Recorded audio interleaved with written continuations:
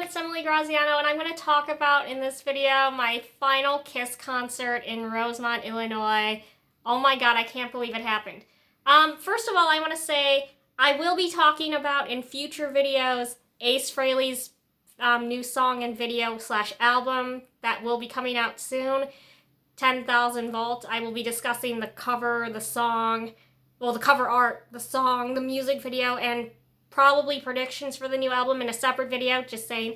And then I will be talking about the final Kiss concert, maybe a little bit in this video, but it's not exactly final concert centric. I have a lot of interesting feelings about that, very conflicting actually, but this is mainly going to be the Chicago concert, the last one that I was physically at. So with that, let's get started. So guys, I got the program like I wanted to, and I got the one from 2019, which is the second version. It says V2. This one in the back says V8. All the way down here in the corner says V8. Hopefully you can see it. There it is, right in the very, very corner. And it's got some pretty cool new things. There's a note from Paul, Gene, as well as Tommy and Eric. But here's just a minor complaint. If it says 5 decades of photos, why aren't there 5 decades of photos included on the spread when it's only pictures from the End of the Road tour? That is just kind of dumb. Like, you should have pictures from the 70s, the 80s, the 90s, the early 2000s. Like, you should be doing that if you have a spread that says 5 decades of photos. Just saying.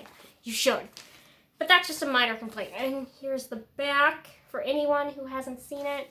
I wanted to get this new one because it had the cover, it had the notes from Paul, Gene, Tommy, and Eric, as well as more importantly, it had the Kiss 50 logo, as well as the show dates, guys, and I want to talk about that for a minute. We were very, very lucky the Chicago concert went out, and they canceled Toronto, Ottawa, and Knoxville, and I'm like, if we get to Indianapolis and it's canceled, Chicago is probably going to be canceled too. I thought for a minute that every show except for New York was just going to be canceled and the rest would be like collateral damage.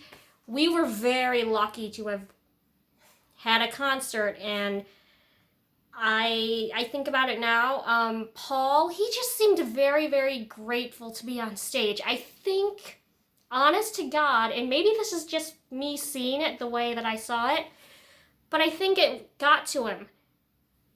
This could have all gone down the drain, and it would have been on me. And I know, I want to say this. Paul has an ego. Whether you like Paul or hate Paul, love Paul, we all acknowledge he's got an ego. And part of it is rock star, but part of it, I think, sadly, is that's just who he is.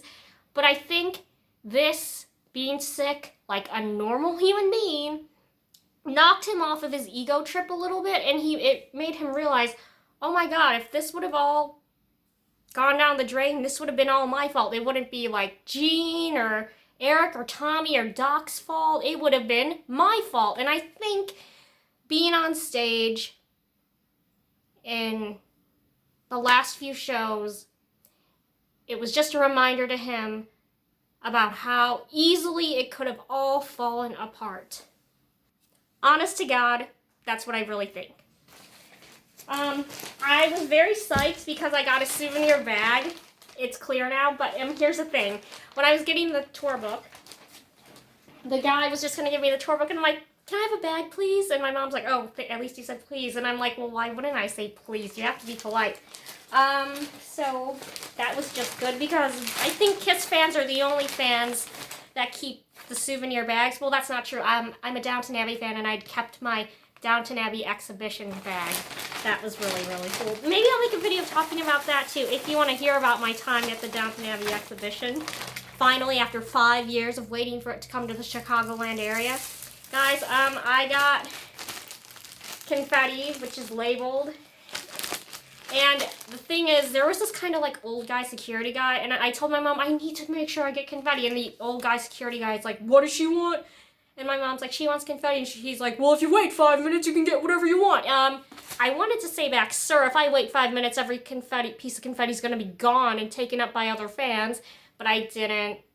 I didn't open my mouth. But I could have. I really could have. And this was being kicked around by someone else. And I went down on the floor and I grabbed it. I don't care how much it was kicked. I don't care how much it got stepped on. I'm like, I am making a grab for this because I've never gotten a streamer at any of the shows I've ever went to. But the fact that somebody was kicking it around near our seats, I'm like, I'm grabbing it. My one friend told me, this is like Paul's elder headband. You know what I'm talking about? But I thought this was something really symbolic to have, and the fact that I was able to get a streamer, no matter how crumpled it was, is very, very important. And then, of course, the highlight, a highlight and thrill of the night for me was meeting everybody in the podcast world. Brant and the Right Between the Eyes people, consisting of Nick and Nico and Rob, and Xander and his brother Jeb from Kiss Army Things. It was just really, really sweet to meet all of them, and it is an experience that I don't take for granted. I have a feeling that this is just the first of a handful of people that I get to meet from the internet.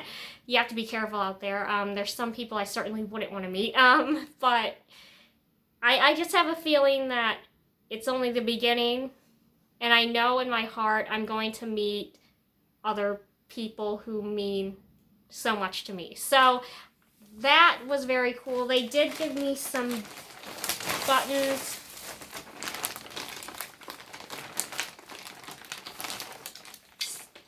The Kiss Army Things podcast, and this is also Kiss Army Things. This one, the 10th anniversary one, and then the In My Head, which is all cool.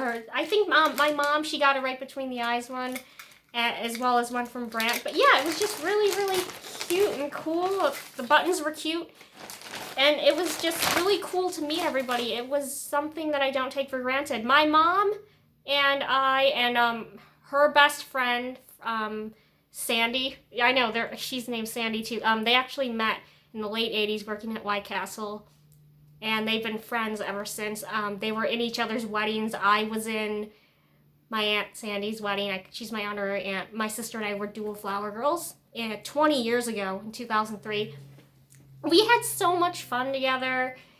It's something that, again, I will treasure for the rest of my life, and I don't take any of this for granted. It was, I don't like using the word privilege, but it almost was a privilege to go to this final Chicago concert, because I know the tickets are expensive, and I know the set list does not pay off. That's a complaint I have, and I know that it's very paint by numbers at this point in the band's career, but it was something that I think when I'm really old that I'll look back and say, you know, I'm really glad I did that. And that's the most important part, memories and documentation. I have a lot of pictures, and maybe I'll make a slideshow of those and share it. I don't know at this point. I chose not to share pictures in this video because it's more of a reflection of the true video diary, off-the-cuff thing, which is always what I've strived to do. This is never tried to be fancy. It's just always been me and my thoughts. But I'm so glad that I got to get this out. And like Gene and Paul and Tommy and Eric as a touring unit, and as Kiss as a band overall is now over, and it's really crazy. But again, Gene, he made some effort at the Chicago concert. Like, Chicago, you're my kind of town. And like Paul, when he called out the intro for Dr. Love, he's like, we need to call out our doctor. So I thought that was really sweet, and they made just references to Chicago, which was really unique, I think. It makes it more heartfelt, I think. And even though heartfelt is never something that Kiss has tried to do or on purpose or anything. I think it was really, really sweet. Anyway, I didn't want to keep this too long, but I was just so psyched, so thrilled, and I definitely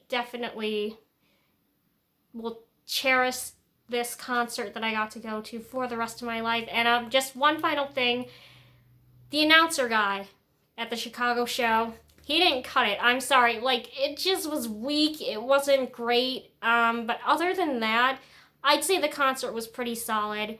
The only two complaints me being were the announcer guy and the set list, but those things are out of my control. Everything else that I could control, the level of fun that I had, the experience, the memories, I would say I did everything in my power to really embrace all of that and keep that as a memory, and I'm really, really glad that I did. So I want to thank you for watching this, and I will see you in the next one. I will be reviewing my thoughts at the final concert in New York, and I will be making an Ace Frehley video in the sense that where I'll be talking about his new song, predictions for the new album, and his album cover artwork. So stay tuned for those. But for now, I'm Emily Graziano, and I want to say thank you for watching this video. Kiss Army forever. It's gonna be forever. Oh, and I'm not a fan of the avatars, but that's also for another video. But I want to say thanks again for watching, and have a great day. Bye-bye.